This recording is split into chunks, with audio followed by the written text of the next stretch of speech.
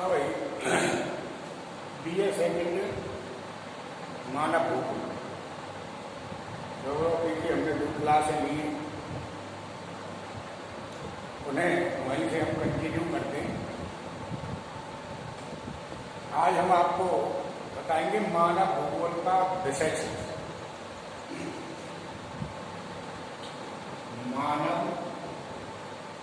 भूगोल का विषय क्षेत्र एवं उद्देश्य।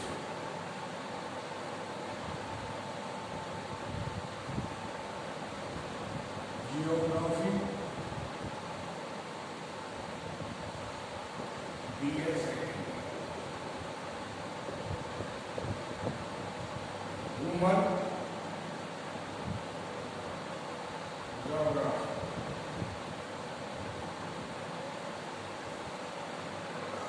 मानव भूगोल विषय क्षेत्र एवं उद्देश्य के बारे में हम आपको आज बता रहे हैं। मानव भूगोल का उद्देश्य विश्व के प्राकृतिक और मानवीय तथ्यों का, या ये कहिए कि प्रकृति में पाए जाने वाले जैविक व अजैविक तत्वों का विस्तृत अध्ययन मानव के संदर्भ में किया जाता है। और उसमें समय के अनुसार जो परिवर्तन आते हैं जैविक व अजैविक तत्वों में, उन परिवर्तनों के बारे में भी मानव को जो बताया जाता है, यही मानव भूगोल का उद्देश्य है।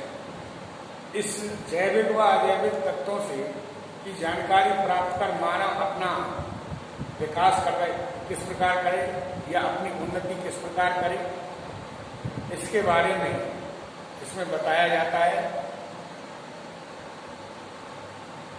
मानव भूगोल का जो विकास है वह 19वीं शताब्दी के उत्तरार्ध में हुआ था। इसके जनक, मैंने जैसा आपको पहले बताया है, मानव भूगोल के जो पिता हैं, जनक हैं, वो फ्रेडरिक रैटजेल हैं। इन्होंने अपनी प्रसिद्ध पुस्तक एंथ्रोपोजोग्राफी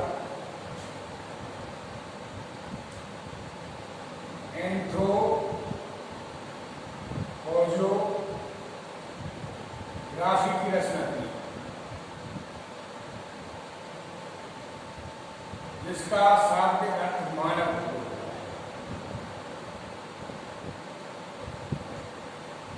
यानी भूगोल में मानवीय पक्षों का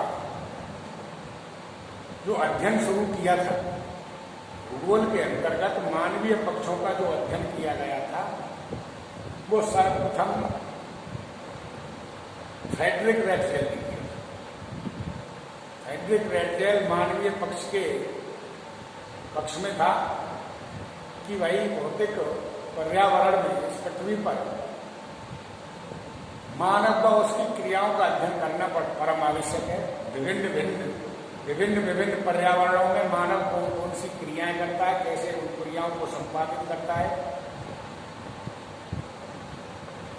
और अपना विकास किस प्रकार से करता है। आदि मानव की उत्पत्ति से लेकर वर्तमान तक मानव कौन कौन सी क्रियाएं करता करता वर्तमान तक पहुंचा है, अपने विकास के चरम पर पहुंचा है। इन सारी क्रियाओं का अध्ययन मानव भूगोल में किया जाता है और मानव इनका अध्ययन करके अपना विकास करता है। तो रैटजेल ने भूगोल के अंतर्गत मानव पक्ष पर बल दिया था, इसलिए फ्रेडरिक रैटजेल को मानव भूगोल का पिता कहते हैं।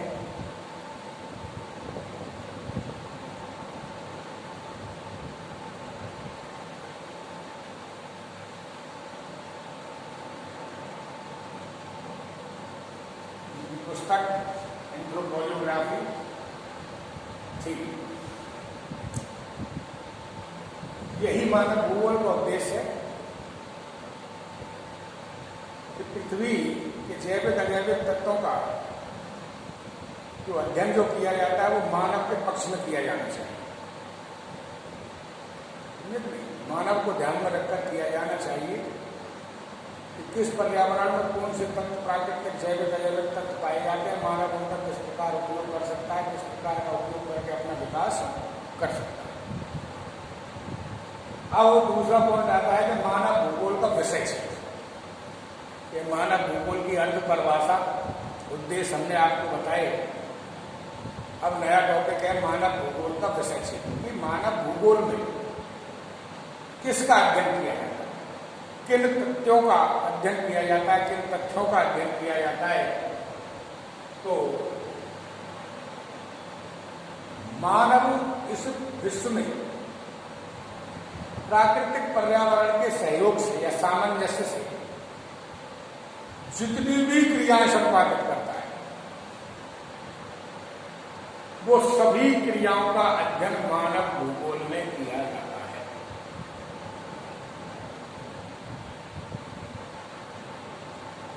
अब प्रश्न उठता है मन में कि मानव कौन कौन सी क्रियाएं करता है, किन तथ्यों का अध्ययन मानव भूगोल के विषय क्षेत्र में किया जाता है। तो वो हम आपको बता रहे हैं। तो विषय क्षेत्र के अंतर्गत पहला जो पॉइंट है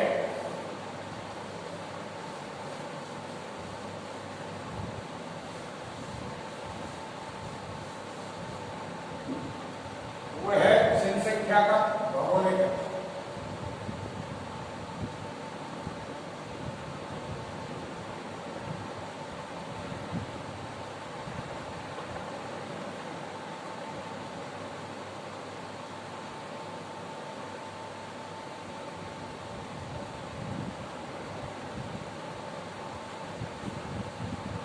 जनसंख्या का भौगोलिक अध्ययन मानव भूगोल के विषय क्षेत्र का पहला तथ्य है। इसके अंतर्गत विश्व की कुल जनसंख्या कितनी है, वो जनसंख्या कुल जो जनसंख्या है उसका वितरण कहां पर है, वो वितरण किस प्रकार का है, कौन से स्थान जनसंख्या की अधिकता वाले हैं, कौन से स्थान जनसंख्या की कम जनसंख्या वाले हैं, कौन से स्थान शून्य जनसंख्या बिल्कुल ही नहीं देते। ऐसे उनका वितरण किस प्रकार है मानव जनसंख्या। वर्तमान समय में आपको विदित है लगभग 8 अरब जनसंख्या है विश्व। ये 8 अरब जनसंख्या विश्व के 7 महाद्वीपों में, 7 में क्या 6 में ही है अंटार्कटिका तो जनशून्य। 6 महाद्वीपों में किस प्रकार फैली हुई, कौन से महाद्वीप में जनसंख्या अधिक है, वितरण की दृष्टि से कौन से महाद्वीप में कम है तो क्यों है, अधिक है तो क्यों। इन कारणों का भी पता लगाया जाता है और इन कारणों को, समस्याओं के समाधान का भी इसके अंतर्गत अध्ययन किया जाता है। इसके अंतर्गत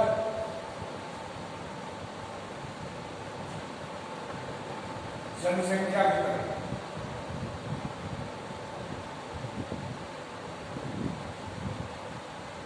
दूसरा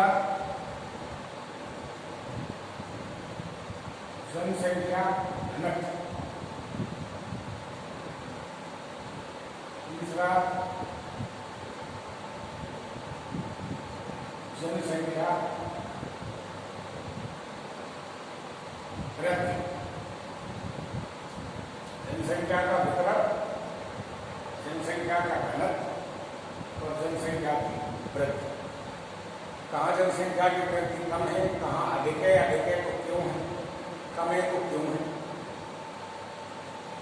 क्या किया जाना चाहिए, इनके रोकने के उपाय क्या है, जनसंख्या से संबंधित समस्याएं क्या हैं, उन समस्याओं का क्या समाधान है, उनका क्या निराकरण है।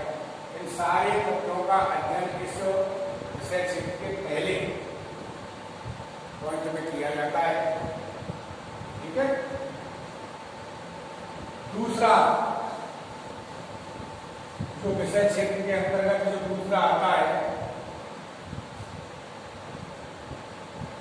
दूसरा है किसी प्रदेश में प्राकृतिक संसाधनों।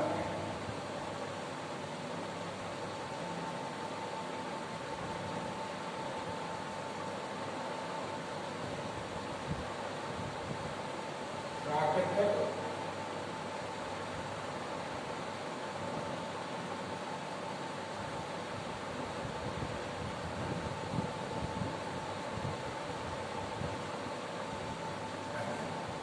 या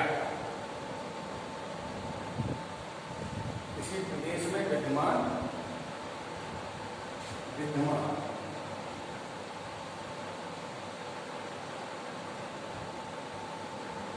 प्राकृतिक संसाधनों का चयन। प्रदेश भारत भी हो सकता है, राजस्थान भी हो सकता है, बिहार भी हो सकता है, यूरोप भी हो सकता है, रूस भी हो सकता है, चीन भी हो सकता है, ऑस्ट्रेलिया भी हो सकता है, कनाडा भी हो सकता है, ब्राजील भी हो सकता है, उत्तरी अमेरिका भी हो सकती है, दक्षिणी अमेरिका भी हो सकती है, अफ्रीका भी हो सकती है। कोई भी प्रदेश, चाहे वो देश का हो, चाहे देश हो, चाहे महाद्वीप हो, चाहे एक राज्य प्रांत हो, या प्रांत में भी एक विशेष क्षेत्र ऐसा हो जिसमें कोई ना कोई प्राकृतिक संसाधन पाया जाता है,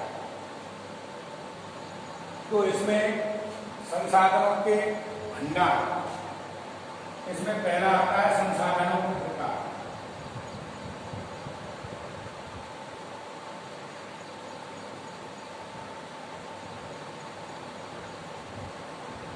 दूसरा आता है संसाधनों की मात्रा।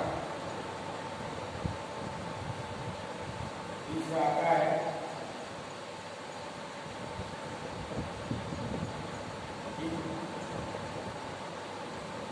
प्राप्ति की सुगमता। फिर आता है संसाधन।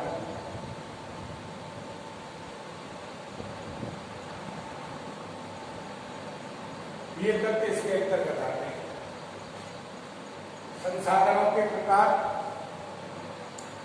ऊर्जा संसाधन है, खनिज संसाधन है, धात्विक खनिज है, अधात्विक खनिज है, अलोक खनिज है, परमाणु खनिज है,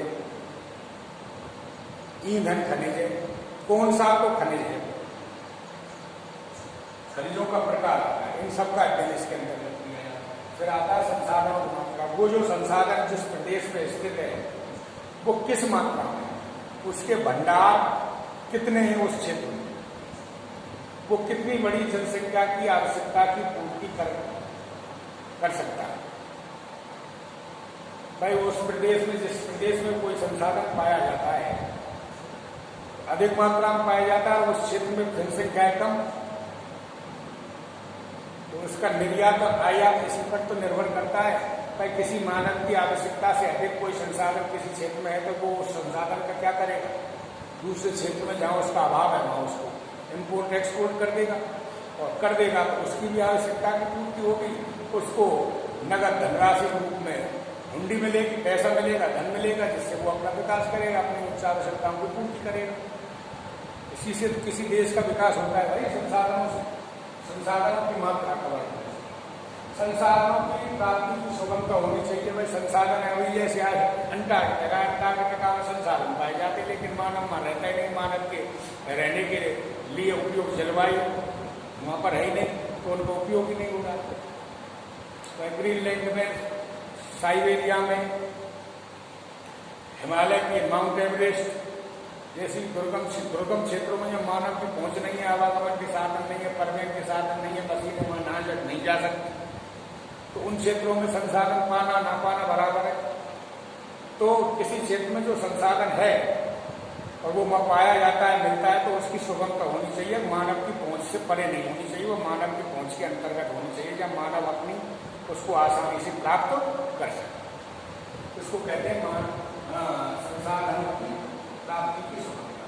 तो एक से संसाधनों का उपयोग, जिस क्षेत्र में जो संसाधन पाया जाता है और वो संसाधन उस क्षेत्र की रहने वाली जनसंख्या उसका उपयोग करना योजना जानती है नहीं जानती, पढ़ी लिखी है कि नहीं, तकनीकी ज्ञान उसको है कि नहीं, इसका उपयोग किस प्रकार किया जाए, इसके कितने रूप परिवर्तन किए जा सकते हैं, इसका उपयोग कहाँ पर किया जाए, कितने रूपों में किया जाए, तो इसके लिए किसकी आवश्यकता होगी? मानव, बुद्धिमान मानव। भाई दक्षिणी अफ्रीका, नाइजीरिया, अफ्रीका के पिछड़े हुए देश है, अफ्रीका महाद्वीप में पिछड़ा हुआ महाद्वीप है, वहाँ पर आज भी जनजातीय लोग रहते, कांगो बेसिन, उसमें पिग्मी, एक्समो, वो संसाधनों का उपयोग करना ही नहीं जानते। भाई उनके क्षेत्र में कोई संसाधन पाया जाता है तो वो संसाधनों के बारे में जानते ही नहीं है कि इसका उपयोग हम कितने रूपों में किस प्रकार कर सकते हैं, क्योंकि वो पढ़े लिखे नहीं, शिक्षित नहीं, आधुनिक तकनीकी से परे हैं, तकनीकी ज्ञान उनमें है नहीं, समझेंगे। तो ये संसाधनों की प्राप्ति की सुगमता, संसाधन उपयोग, संसाधनों का उपयोग तभी संभव है वहाँ का मानव, जहाँ वो संसाधन पाया जाता है वहाँ का मानव बुद्धिमान हो और संसाधनों का उपयोग करना जानता। तो ये सारी चीजों का अध्ययन इस दूसरे जैसे क्षेत्र में हम करते हैं।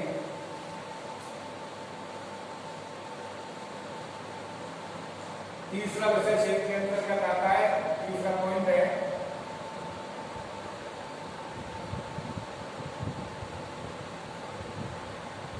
सांस्कृतिक भूदृश्यों का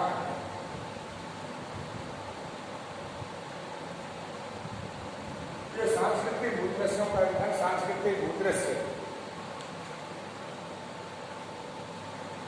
सांस्कृतिक भूदृश्यों का जो निर्माण जो करता है वो मानव करता है, लेकिन मानव बिना प्राकृतिक पर्यावरण के सहयोग के सांस्कृतिक भूदृश्यों का अध्ययन नहीं करता। तो भारत के और चीन के लोग हैं या एशिया के लोग हैं वो अधिकांश कृषि करते हैं, तो कृषि का विकास किया है उन्होंने, जोतना, बोना, बोना, निराना, विभिन्न फसलों का उपयोग, काटना, पीटना, निराना, गुड़ाना, सारी चीज़ों को क्रियाएं करती हैं, पानी देना, सिंचाई करना, सांस्कृतिक भूदृश्य। किसी क्षेत्र में कहीं पर्वत है तो वहाँ खनन का भूदृश्य, खाने या संगमरमर और ये निकलता है, लाइमस्टोन वगैरह निकलता है तो वहाँ खनन है, वहाँ पर पत्थर तोड़ने का काम किया जाता है, रेशम निकालने का काम किया जाता है, अन्य मूर्तियाँ बनाने का काम किया जाता है, मकान मकान वो निकाले जाते हैं। तो जो प्राकृतिक पर्यावरण में के सहयोग से जिस क्षेत्र में जो जैसा प्राकृतिक पर्यावरण है और जैसी उपलब्धता है किसी संसाधनों, उन संसाधनों का उपयोग करके मानव विभिन्न प्रकार के सांस्कृतिक भूदृश्यों का निर्माण करता है, जिसमें ग्रामीण अधिवास, नगरीय अधिवास, स्कूल, कॉलेज, परिवहन, सड़क, रेल, मेट्रो रेल तक, समझे कि नहीं, औद्योगिक इंडस्ट्री, कोई खनन क्षेत्र है उसमें इंडस्ट्री भूदृश्य विकसित होगा, उद्योग धंधे विकसित होंगे, कोई खनिज क्षेत्र है और जहाँ खनिज क्षेत्र नहीं है तो वहाँ तो उद्योग होंगे क्या, हार्डवेयर सॉफ्टवेयर के या हल्के सामान, कल पुर्जे बनाने के कारखाने स्थापित किए जा सकते हैं। किसी के पास कहीं पशुधन अधिक है तो वहाँ पर चमड़ा उद्योग होगा, विस्तृत कृषि क्षेत्र है तो वहाँ पर पशुपालन और कृषि होगा, पर्वतीय क्षेत्र है तो वहाँ पर खनन होगा, समझे नहीं। कोई वैसा भूगर्भिक अगर खनिज है लोयस क्या तो वहाँ लोह इस्पात उद्योग भूदृश्य विकसित हो जाएगा।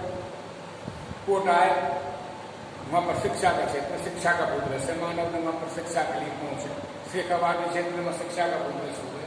तो ये भूदृश्य मानव प्राकृतिक पर्यावरण और परिस्थितियों के अनुकूल उनके सहयोग से जो मानव अपनी संस्थाएं निर्माण करता है, बैंकिंग है, सब मंडी है, अनाज मंडी है, नगर है, बैंकिंग है, ट्रांसपोर्ट है, महामार्ग है, नेशनल हाईवे, राजमार्ग, सड़क मार्ग, जिला सड़कें, ये सारी चीज़ों का जो निर्माण जो करता है वो कौन करता है?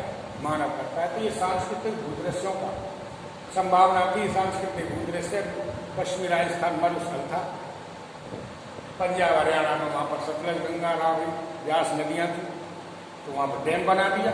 डैम बनाकर इंदिरा गांधी ने निकाली, मरुस्थल जो सांस्कृतिक भूदृश्य था उस सांस्कृतिक भूदृश्य में परिवर्तन ला दिया। मानव नया सांस्कृतिक भूदृश्य खड़ा हो गया। आज वहाँ पर सब जनसंख्या में वृद्धि हो गई, अधिवासों का निर्माण हो गया, कृषि क्षेत्र की संभावनाएं बढ़ गई, उत्पादन शुरू हो गया, पशुधन में वृद्धि हो गई, डेयरी उत्पादन हो गए हैं, वहाँ के किसान जो पहले भूखे मरते थे वो आज धनाढ्य हो गए, पैसे वाले हो गए। तो वो एक नया सांस्कृतिक भूदृश्य तो निर्माण किया मानव ने। तो इन सांस्कृतिक भूदृश्यों का निर्माण प्राकृतिक पर्यावरण के सहयोग से मानव विकसित करता है। तो सभी प्रकार के संसार में जितने भी सांस्कृतिक भूदृश्य पाए जाते हैं, जैसे भारत है, एशिया में तो ग्रामीण और नगरीय जनसंख्या है 70-30 का रेस है लगभग। तो ग्रामीण भूदृश्य अधिक है, अधिवास है, जंगली क्षेत्रों में अस्थायी अधिवास पाए जाते हैं, जलवासी पशुचारण शिकार वाले क्षेत्रों में उसमें ये शिकार करते हैं। वहाँ का सांस्कृतिक भूदृश्य अलग, वो पेड़ों पर मकान बनाते हैं। हमारे यहाँ प्लेन जगह तो वहाँ पर हम यहाँ पर मकान बनाते हैं, प्लेन जगहों पर मिट्टी पत्थर के मकान बनाते हैं। यहाँ पर पहाड़ है, वहाँ पर पत्थर के मकान है, जहाँ पर समतल मैदानी क्षेत्र में ईंटों के मकान है कि नहीं। तो इन सांस्कृतिक भूदृश्यों का निर्माण कौन करता है? मनुष्य प्राकृतिक पर्यावरण के सहयोग से करता है। जहाँ जैसी परिस्थितियां हो वैसा विकसित कर देता है। हमने नहीं पर्वतीय क्षेत्रों में पर्यटन स्थल खोल दिए, स्वास्थ्य वर्धक केंद्र खोल दिए, नैनीताल, मंसूरी, माउंट आबू, अल्मोड़ा, दार्जिलिंग।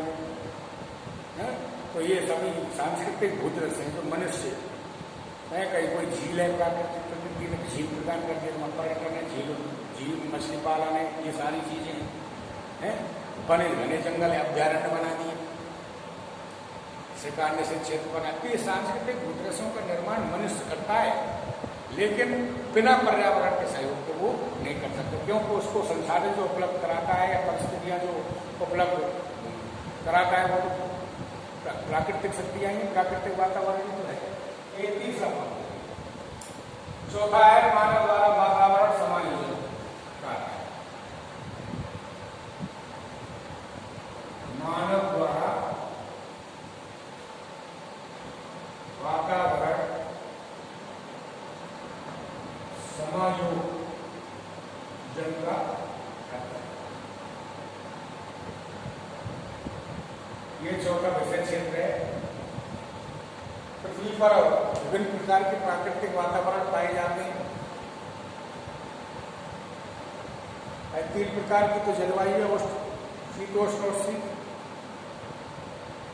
3 प्रकार की जलवायु में मानव भिन्न प्रकार की क्रियाएं करता है। जहाँ जो प्राकृतिक होते हैं वातावरण देकर मानव द्वारा वातावरण समायोजन करते किया जाता है। मानव के वातावरण के साथ किस प्रकार, किस क्षेत्र के रहने वाले मानव ने वहाँ किस प्रकार का समायोजन किया है। पीटर हेगेट ने कहा है, मैंने तुमको पहले भी बताया था। पीटर हेगेट ने कहा है कि इस प्रकृति में, इस संसार में, इस पृथ्वी पर वही जीव प्रजाति जीवित रह सकती है जो वातावरण से समायोजन कर लेती है। अगर वातावरण से समायोजन जो जीव प्रजाति नहीं करती वो संपूर्ण रूप से नष्ट हो जाती है, जैसे डायनासोर हो गए थे प्राचीन समय। तो वातावरण मानव द्वारा जो वातावरण से समायोजन जो किया जाता है, जैसे एक्स वो है, वो बर्फ क्षेत्र, ठंडा क्षेत्र में रहते हैं, लेकिन वो वातावरण से समायोजन कर लेते हैं। अगर हम वहाँ जाकर चले जाएंगे तो हम मर जाएंगे 4 दिन, क्योंकि हम वहाँ के वातावरण समायोजन नहीं कर सकते। तो वहाँ के लोग जो शीत प्रदेश में रहते हैं, एक्स वो उसमें उष्णकटिबंधीय क्षेत्रों में रहते हैं, मरुस्थलीय क्षेत्र में रहते हैं, कालाहारी मरुस्थल में रहते हैं, लेकिन वो वहाँ के वातावरण से समायोजन कर लेते हैं। उसी प्रकार की क्रिया करते हैं। हम वहाँ जाएंगे 4 दिन में भूख प्यास से मर जाएंगे, गर्मी से मर जाएंगे। लेकिन लोग हैं वो भूमध्य के क्षेत्र में रहते हैं, कांगो बेसिन, अमेजन बेसिन। तो वहाँ के जो लोग हैं, जिस प्रकार का जो वातावरण होता है, उस वातावरण में रहकर के उस वातावरण से समायोजन कर लेते हैं और अपनी आवश्यकताओं को पूर्ति उसी वातावरण के द्वारा कर लेते हैं। उसको कहते हैं वातावरण समायोजन। वातावरण समायोजन करके ही हम अपना विकास कर सकते हैं या जीवित रह सकते हैं, वरना हम जीवित ही नहीं रह सकते।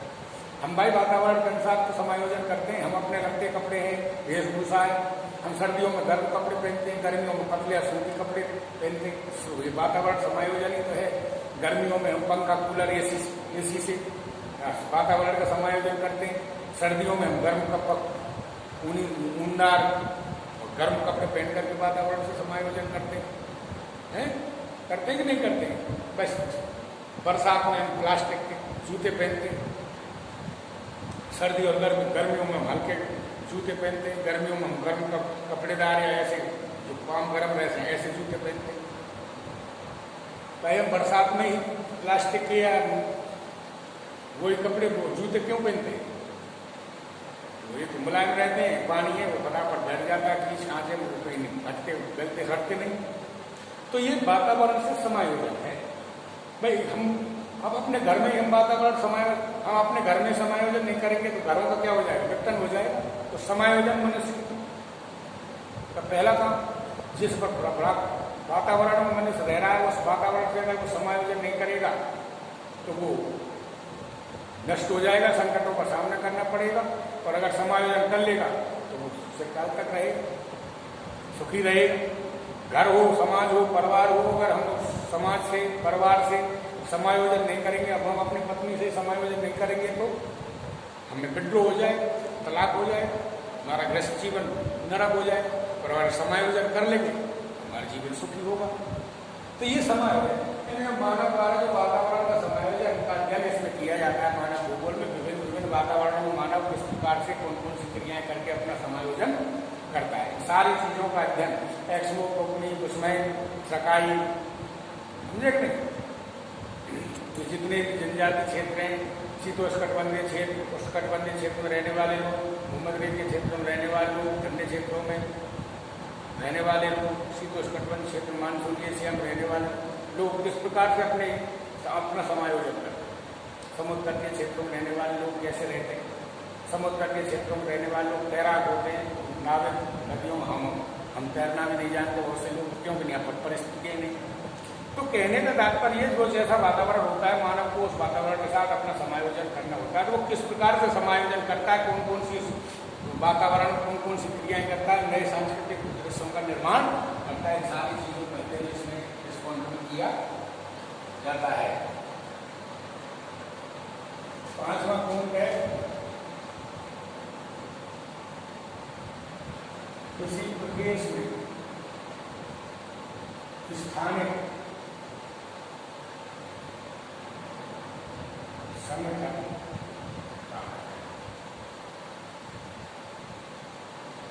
कई प्राकृतिक वातावरण में कौन कौन सी वस्तुएं पाई जाती है, मानव को वहाँ कौन सी क्रिया करनी चाहिए, कौन कौन से वहाँ पर संसाधन है, कौन सा वहाँ किस प्रकार का मानव रह रहा है, कौन कौन सी वहाँ पर सुविधाएं विकसित की जा सकती है, ये स्थानिक संगठन के अंतर्गत इसका अध्ययन किया जाता है।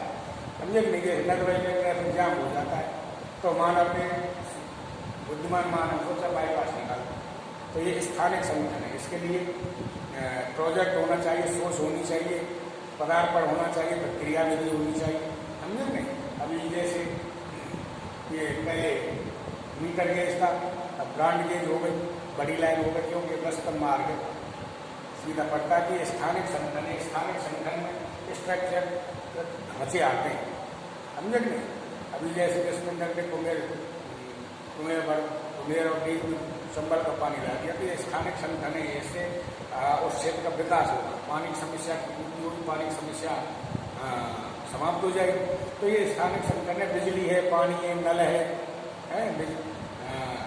परिवहन है, सड़क है, रेल है, बैंकिंग है, नगर पालिका है, साफ सफाई है, ये सब स्थानिक संगठन के अंतर्गत आते हैं कि वहाँ पर कौन कौन सी सुविधाएं विकसित की जानी चाहिए गवर्नमेंट के द्वारा और मानव के द्वारा।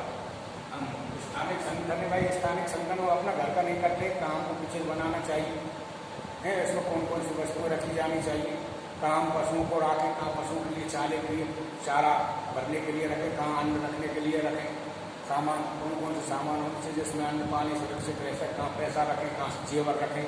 तो ये स्थानिक संगठन है, यानी किसी भी स्थान में जहाँ पर मानव रहता है तो उसका संगठन किस प्रकार का होना चाहिए। अगर वो संगठन नियोजित नहीं होगा तो घर अनुपयोगी हो जाएगा, तो वो संगठन होता है। तो ये सारी चीज किसी प्रदेश में स्थानिक संगठन का अध्ययन, वहाँ पर कौन कौन सी सुविधा विकसित हैं या विकसित की जानी चाहिए, वहाँ पर कौन कौन संसाधन है, कौन कौन से नहीं।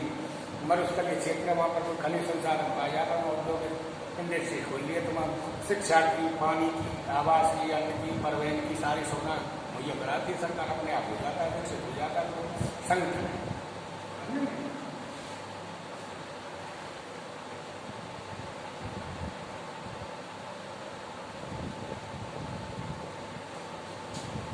अगला है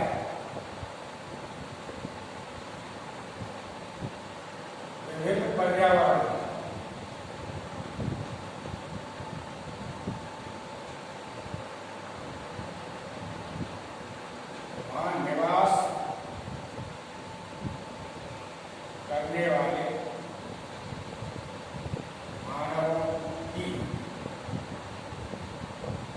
संपूर्ण क्रियाओं का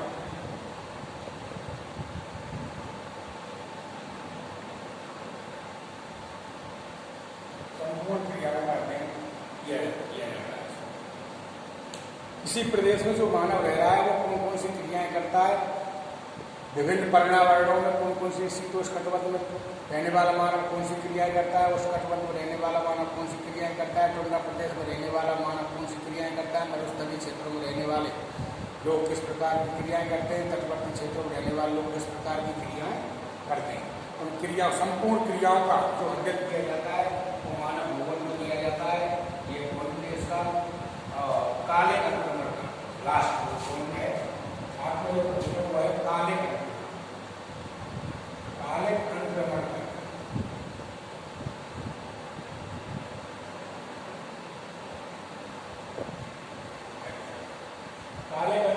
समय के अनुसार मानव जाते अपने आदि मानव जो जंगली था उससे लेकर के वर्तमान तक, वर्तमान आधुनिक मानव तक मानव ने किस क्षेत्र में कौन कौन सी क्रियाएं कब कब की। जैसे सबसे पहले एकत्रीकरण सीखा, फिर पशुपालन सीखा, फिर शिकार करना सीखा, समझे कि नहीं।